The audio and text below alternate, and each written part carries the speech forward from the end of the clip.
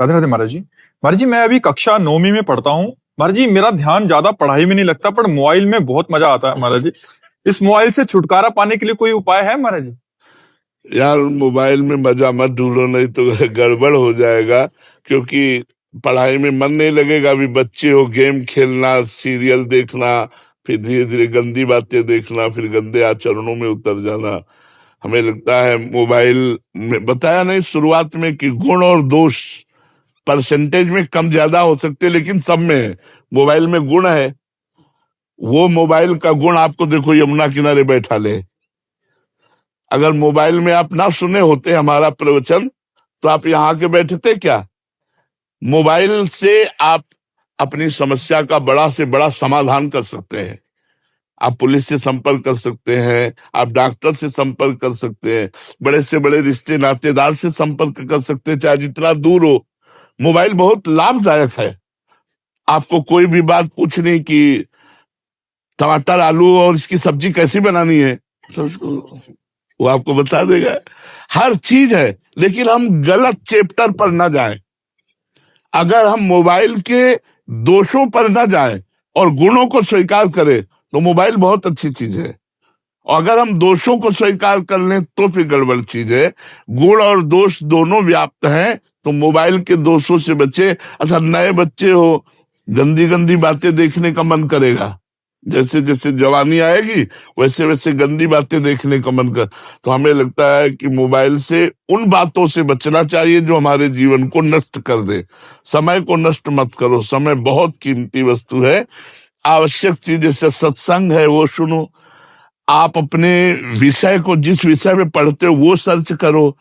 उसके बहुत से लोग ऐसे हैं जो व्याख्या करने वाले हैं, वो सुनो। आप अपने विषय को सुनो, अपनी पढ़ाई को पुष्ट करो। गंदी बातें, गेम खेलना, अन्य विषय, हमें लगता है इसको छोड़ दो। मानो तो छोड़ दोगे? छोड़ोगे?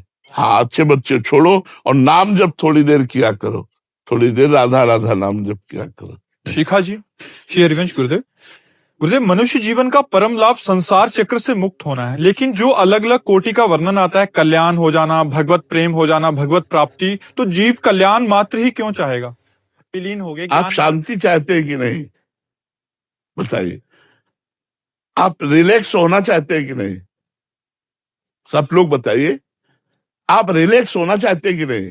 एक खुशी, एक आनंद, जहां दुख नहीं, चिंता नहीं, शोक नहीं, एकदम मस्त होना चाहते हैं ना? उसी को कल्याण कहते हैं। जहां दुख की निशानी नहीं, परम शांति, परम आनंद, परम सुख। और इसके बाद अब जैसे दास्य भाव, वो भगवान का दास बनेगा। सख्य भाव, वो भगवान का दोस्त बनेगा, सखा बनेगा। वात्सल्य भाव, वो भगवान को पुत्र भाव से प्यार करेगा। कांता भाव, वो भगवान को पति भाव से, प्रीतम भाव से प्यार करेगा। सहचरी भाव, वो प्रियालाल के सहचरी हूं ऐसी भाव। ये भाव देश की अलग बात है, कल्याण होना अलग बात है। समझ रहे ना? कल्याण को मतलब परम शांति, अखंड आनंद, दुख का लेस नहीं। और जितना काम करते हो इसीलिए तो कर रहे हो ना। रुपया, पैसा, पद, प्रतिष्ठा, हम खुश रहे, हम शांत रहे, हम आनंदित रहे। लेकिन क्या हम ऐसा हो पाते हैं रुपया, पैसा, पद, प्रतिष्ठा में? बिना भगवान के शांति नहीं, बिना भगवान के खुश नहीं रह सकते, बिना भगवान के आनंदित नहीं रह सकते। इसलिए हमारे जीवन का लक्ष्य है आनंद, हमारे जीवन का लक्ष्य है दुख मिटाना, हमारे जीवन का लक्ष्य है खुश रहना, प्रसन्न रहना। और वो होता है भगवान के चरणों में। उसी का नाम कल्याण है, उसी का नाम मंगल है कि इसका मंगल हो गया, इसका कल्याण हो गया। समझ में आई बात? अरे जी, मुक्ति और भगवत प्राप्ति में क्या फर्क है? इनका भाव ऐसा। मुक्ति में जैसे दो चीता हैं और चीनी के बोरे में लगे थे, स्वाद ले रहे थे।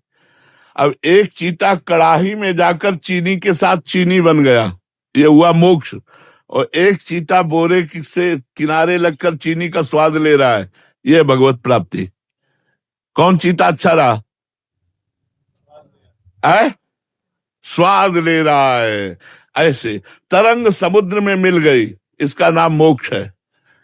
वो अलग अपने को दास्य भाव से, सख्य भाव से, वात्सल्य भाव से, गोपी भाव से, चैचरी भाव से भगवदानंद का रस ले रहा है, वो है भक्ति का, भगवत प्राप्ति। और जो भगवान बन गया, भगवान में गया, भगवान बन गया, मिल गया उसी भगवान में, वो है मोक्ष।